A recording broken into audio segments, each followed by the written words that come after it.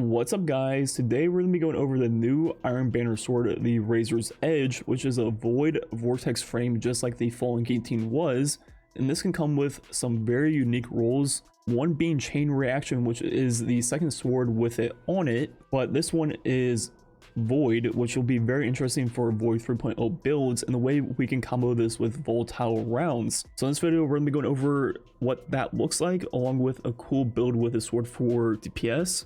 And overall what perks you want on it. So first, looking at Chain Reaction, each final blow with this weapon creates an elemental damage explosion. And honestly, on a sword, now this is the second time I've had a sword with this on it, it is pretty underwhelming. The reason Chain Reaction is so good on the energy GLs is because you kill multiple enemies per attack and all the enemies defeated will then explode. So with a sword, you're generally only be killing one lane, which means one explosion, while with the GLs you'll kill multiple lanes at a time, which means it'll exponentially increase the size of the explosion. So swords only work great if they're extremely tightly grouped up, but we further combo that with Volatile Flow or Volatile rounds from the Fragment. Now we're talking and we have some really good AoE ad clear, but at the same time, as I've talked about before with Dragonfly, it seems like the Chain Reaction at this point is more or less useless, and it's just the Volatile rounds doing the bulk of the damage in the kills. So like I've said before with the bow, honestly, if you're taking advantage of a good Void 3.0 build with almost 100% uptime on Volatile rounds, it almost seems like the Chain Reaction is pointless because anything that's going to be dying from Chain Reaction would just die from Volatile rounds anyways. So it kind of leads me to believe that just running the damage perk on the right would be better in almost every situation.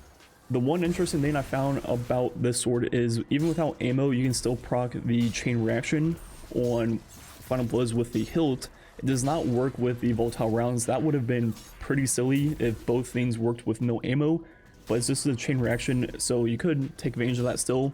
But like we mentioned, the Chain Reaction isn't the bulk of the AoE ad clear. Since this is Void, we can use Harmonic Siphon to create orbs, pair that with Echo Starvation to proc Devour on all three characters. And now we can play super aggressive with our sword while constantly getting full health back on every kill, and it will just allow us to play as aggressive as we want and take advantage of the crazy AoE ad clear with this thing. So with Chain Reaction plus Volatile rounds on the sword, you pretty much have a stick of dynamite in your hands that is ready to explode on every single hit. And you can throw this into any existing Void 3.0 build. For example, the 5 mods I usually run is Bountiful Wells, along with 2 ways to create Void Elemental Wells. On Hunter, I usually use Reaping Wellmaker, then Elemental Ordnance. And you can make the case that you should be using Armaments instead of Ordnance because you'll be getting a lot of kills with the sword. I think either would work extremely well. Then you want Volatile Flow, then you want Phantom Might for the 25% buff to the Void weapons, which will stack with other buffs in the game.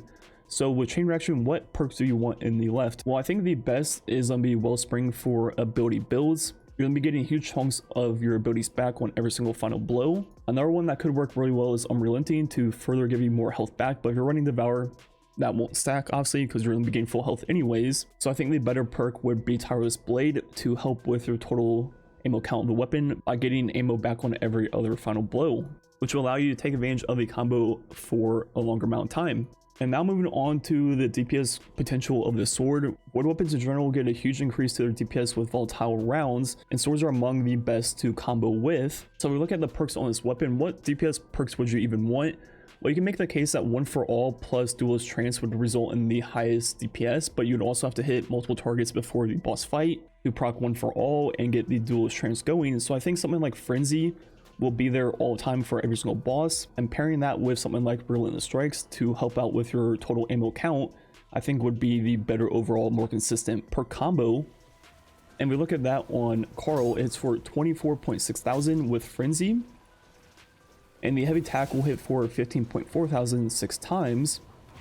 But now we go ahead and pick up a Void Well and proc the Volatile rounds. As you see, on every hit on Carl, we'll be getting 7,711 more damage, and if you swing full auto, it will proc on every other hit, and it'll proc once per heavy attack. So that's adding in a good chunk of extra damage. And when we pick up the Void Elemental Well going into the boss fight, we will also proc Phantom Might, the 25% buff. So all we need is a way to create a Void Elemental Well.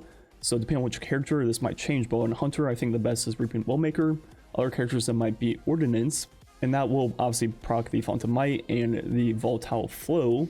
But what we can do further than that is use Elemental Charge to get 2 stacks of Charge of Light when we pick up that well.